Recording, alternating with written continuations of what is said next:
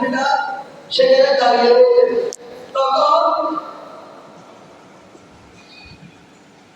তখন উনি দাঁড়িয়ে রয়ে দেখতেছেন যে একটা সুন্দর মহিলা এখানে কি করতেছে।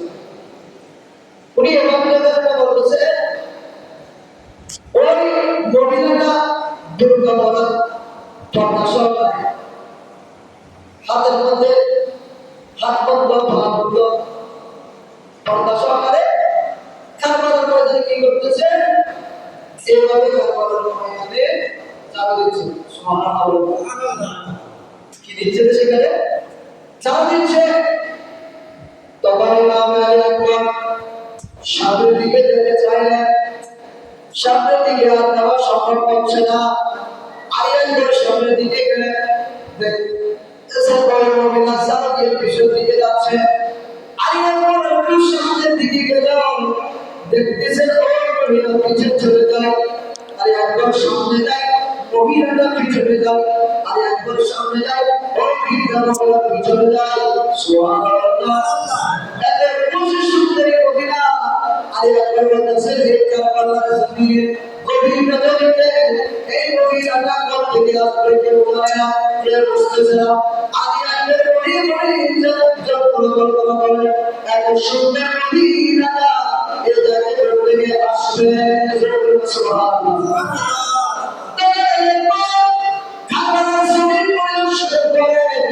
চলে আসলেন ইমাম হুসাইনের কাছে।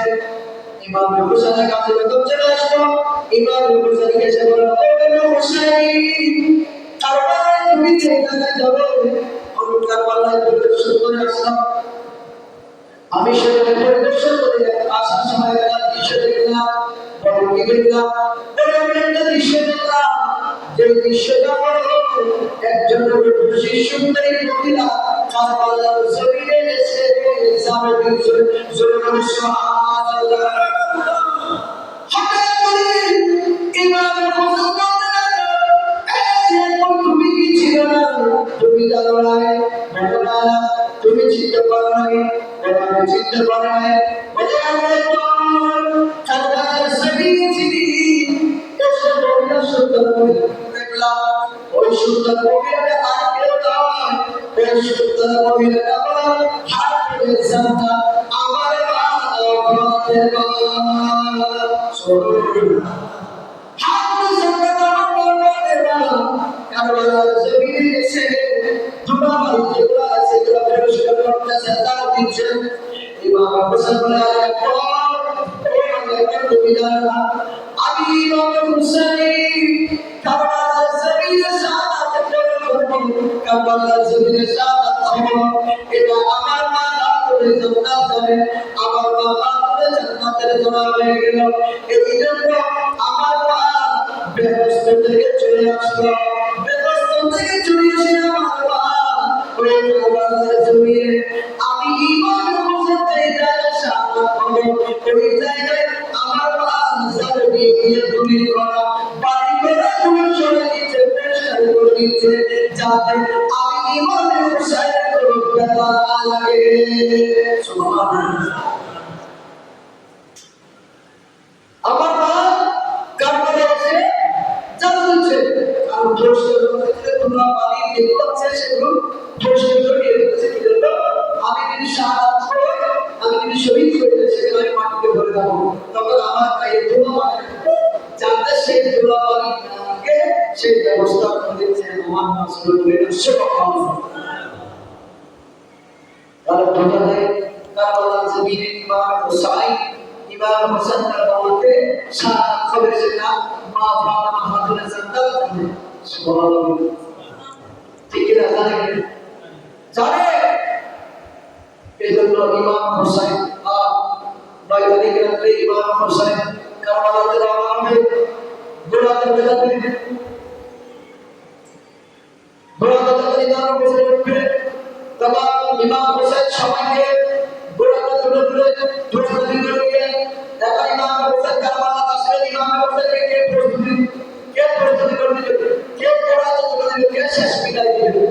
তখন ওনার ভাই জয়নুল আবিদিন ছিল, ওই জয়নুল আবিদিন অসুস্থতার কারণে কারবালায় যেতে পারেন। সুবহানাল্লাহ, কারবালা যেতে পারে না এবং সেই সুবাদে ইমাম হুসাইন প্রস্তুতি গ্রহণ করে ফেলল। মওলা আলী কাল্লামাল্লাহু তাআলা ইমাম হুসাইন দিল। ইমাম হুসাইন দিয়ে ওই খবরটা দিল, পোশাক পরল, ঘোড়াকে ডাকলো, ঘোড়া আসলো, ঘোড়ার উপর ইমাম হুসাইন উঠতেছে। সুবহানাল্লাহ। ইমাম হুসাইনের পরিচয় দিতে ফাতেমা ইমাম হুসাইনকে ঘোড়ার মধ্যে তুলে দিচ্ছে। ঘোড়ার মধ্যে তুলে দিয়ে বলে, ভাই যাও, কারবালাতে তুমি যাও, হয়তো তোমার সাথে আমাদের দেখা না হবে, আমাদের দেখা হতে না পারে, ভাই আল্লাহ আল্লাহর উদ্দেশ্যে তুমি যাও, আল্লাহর রাস্তায় তোমাকে বিদায় দিচ্ছি, ফি আমানিল্লাহ। এটাই আমাদের শেষ দেখা। যদি বাঁচতে দেখা হবে কারবালার জমিনে 500 এসিদিরা, 500 এসিদিরা আপনাকে বাঁচতে দিবে না, আপনাকে রেহাই দিবে না, সেটা আমরা জানি। ভাই আমাদের কাছ থেকে শেষ বিদায় নিয়ে যাও, আর আপনি যদি অনুমতি দেন আমরা আপনার সাথে যাবো। তারা কি হুসাইন বলে, না না, তোমরা পর্দা থেকে পালাবে না, তোমরা পর্দার ভিতর থাকবা, চলো তোমরা আসো আমার উপর। আমি ইমাম হুসাইন কারবালার জমিনে শাহাদাত বরণ করে দেব, কারবালার জমিনে শাহাদাত হয়ে যাব। তারপরে তোমরা পর্দা ছাড়বে না, আমাদের পর্দার ভিতর থাকবা, তোমরা পর্দা ছেড়ে দিবা। আমরা বলি না সুবহানাল্লাহ। আর সেই ইমাম হুসাইন বিদায় নিল। জায়গা বিনতে ফাতেমা বিদায় দিল ভাইকে, করুণ সুরে কান্নাকাটি করে ইমাম হুসাইনকে বিদায় দিয়ে দিল। সেই ইমাম হুসাইন কারবালার জমিনে চলে গেল। কারবালার জমিনে ছোট ছোট নকশি চাপা পড়লো, সেখানে গিয়ে একদিকে ইমাম হুসাইনের তাবু, আর একদিকে এসিদের তাবু, দুই দিকে মিলে তাবুর মধ্যে অবস্থান করতেছে। ফজরের সূর্য উঠে হবে, ফজরের আযান হলে একসাথে জামাতে নামাজ আদায় করলো, একসাথে জামাতে নামাজ আদায় করে ফজরের নামাজের পর প্রস্তুতি গ্রহণ করতেছে। এসিদিরা পক্ষে তিনি বংশরা চতুর্দিক থেকে ইমাম হুসাইনের তাবু, ইমাম হুসাইনের কাফেলা ঘেরাও করে দিল। আর এক এক করে হত্যা করতে লাগলো, শাহাদাত করতে লাগলো। এবার সবাইকে একে করে হত্যাযজ্ঞ করলো, শাহাদাত করলো।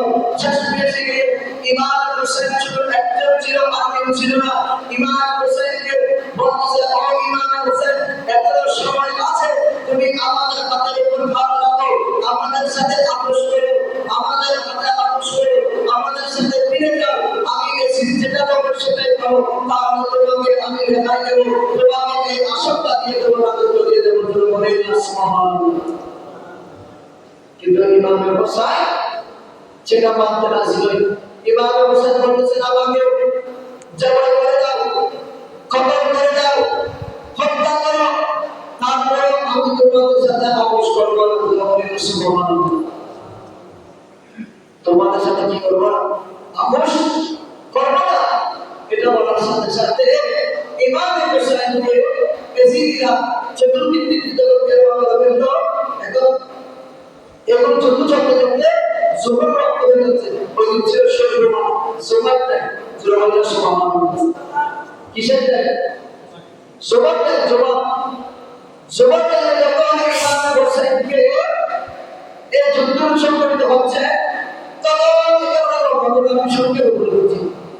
ইমাম হুসাইন তলোয়ারের সাথে সাথে তলোয়ার নিয়ে যুদ্ধ করতে করতে করতে করতে একেবারে শেষ পর্যায়ে গিয়ে ইমাম হুসাইনকে ঘোড়া থেকে নিচে মাটিতে ফেলে দিল।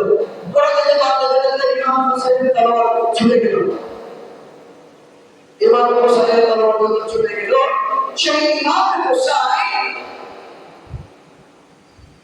আল্লাহ দরবারে ফরিয়াদ জানায়, আল্লাহ, আমি তো আর শক্তি আমার নাই, দুর্বল হয়ে যাচ্ছে। আল্লাহ, আপনি আমাকে একটু শক্তি দাও।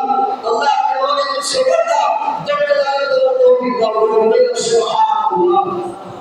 তখন ইমাম হুসাইন সেই কারবালার জমিনের মধ্যে শুয়ে গেল।